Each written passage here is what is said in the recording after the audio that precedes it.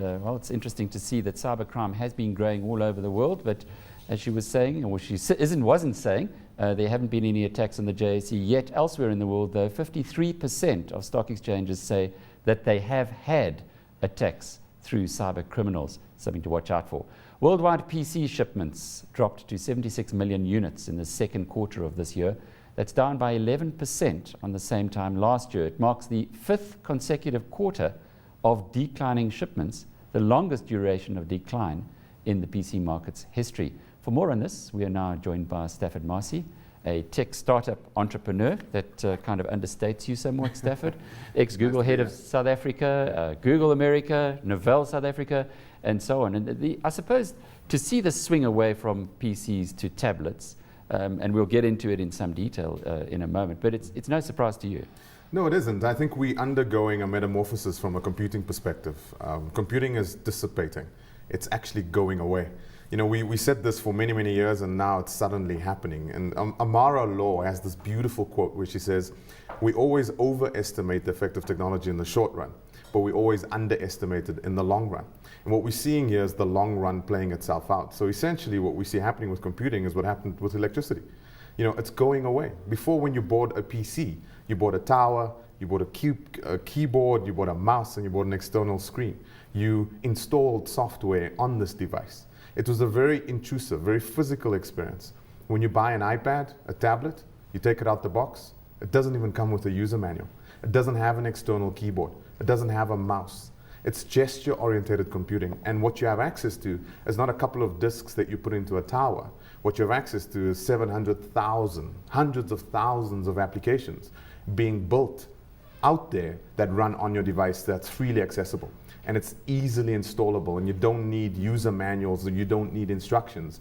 And this gesture orientation allows anybody at any age, and it doesn't matter about your computing experience. You know, when you buy a PC, you need to understand a lot of things. When you buy a tablet computer, you give it to a 2-year-old because it understands touch and it understands motion. This is a metamorphosis that we're undergoing right now, and it was inevitable. We just didn't think it was going to be this quick. Stafford, Alec and I are both dinosaurs. I mean, you can't see me now, but I'm sitting in front of a PC, but also got my little tablet here as well. I use both of them. But what you're saying is that the PC is now dead, and they'll be in the Smithsonian Institute. We'll be able to go and have a look at them, and our grandchildren will say, "What's that, Granddad?" And I'll say, "Well, that's a PC," and they won't know what we're talking about. Is that the future? I don't think the PC is dead, but what I will say is that the business model associated with computing and delivering computing services to human beings, businesses out there need to metamorphosize. So let's talk about that for a second. So take a step back. I think this is less about the PC being dead, and it is more about the business model associated with computing delivered to mankind changing. So what I mean by this is, PCs it's a box, it's got static software on it, and it requires you to install things on it. You can download it. It's a very intrusive physical experience. But tablet manufacturers are emerging from a world where they're not just delivering you a product. What they're actually delivering to you is a platform. So a PC is a very static environment. You need to buy things, to install things. On a tablet, you have access to an ecosystem of third-party engineers. Engineers that are building applications in what they call app stores.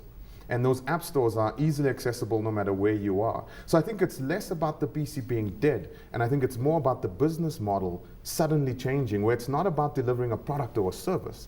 What you essentially need to do as a business is allow the platform, the tablet, to be third-party extensible and augmentable. And that's the interesting bit here. But is the PC dead? No. I think, the rich, deep computing, spreadsheets, heavy, client-heavy, front-heavy, database-oriented applications will still be required. But I think the broad masses now have access. And I look at it and I think, is this the death of the PC, or is this the broadening of the base where technology can be applied because it's not so complicated anymore?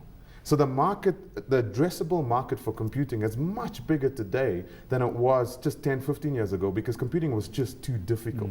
Now everyone has access to it. In the research by Gartner that was having a look at, as they do it every quarter, having a look at the changes, they also made mention of emerging markets, in particular where someone who perhaps has never owned a PC is now going to be getting a low-cost tablet in the as their first experience. You know, it was interesting statistics. I think it was last year. MTN's CEO actually read out and said, you know, more than 80% of folks connected in Africa are not connected on PCs. They're connected with mobile phones. And he said more than 80% of that 80% will never own a PC their entire lives. So their connectivity experience is always going to be mobile. And I think there is no need. Once you've accessed the internet, once you've accessed computing services off these tablets, off these phones, you really don't need a PC because you've changed the way you work and the way you consume information. I think the PC is still being used because there's legacy applications that require that computing infrastructure. But for someone that has never touched a PC, but they've touched a tablet or a phablet, which is a phone plus a tablet combined. Because that's, again, another market that keeps emerging. We talk about the tablet market, but it's not just the tablet market. You know, Samsung's redefined the market multiple times. So we had this, you know, 7-inch tablet, then we've got 8-inch tablets, and now we've got 9-inch, and now we've got 2 inches. The Samsung Note is something in between those. So I just think that if you touch a tablet, there is no need for you to touch a PC if that was your first computing experience ever.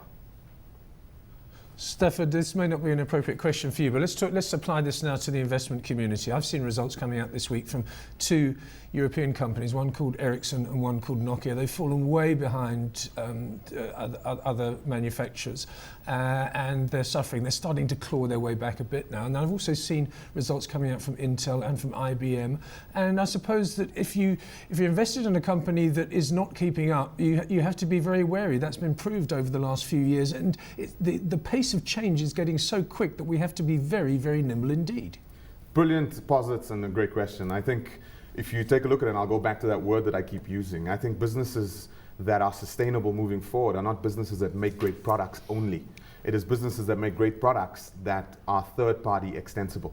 You've got to create architectures of participation.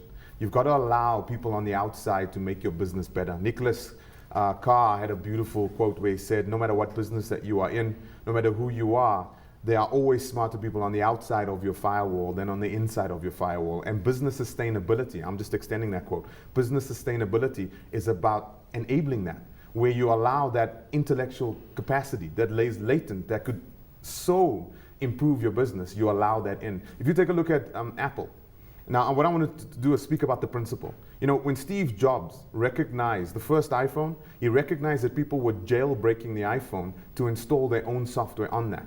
And instead of stopping that by rules and laws, he embraced that openness and he created an app store and said, okay, if you want to put stuff on this phone, I'm going to enable you to do that. And he created the first instance of an application store, which allowed third-party engineers to build things that could leverage this device that he had built, this beautiful device. And through that, we've got Apple, the App Store, I mean, just an incredible success story. If you look at Nokia and all these other technology players out there, I think this is how you need to evaluate them as an investor. And this is what I do as an investor. If you make great products, that's okay. You've ticked one box. I want to know how you enable everyone else to leverage that beauty or that capability that you put into your hands. And if you take a look at folks like Nokia, you know, some of these names that you've mentioned, they put proprietary operating systems on a proprietary device, and they've got a contained community that can leverage that. And therefore, the person that owns that device has a finite value set. But if you take a look at folks like Samsung, they're putting an open operating system called Android that everyone can extend and customize and make better.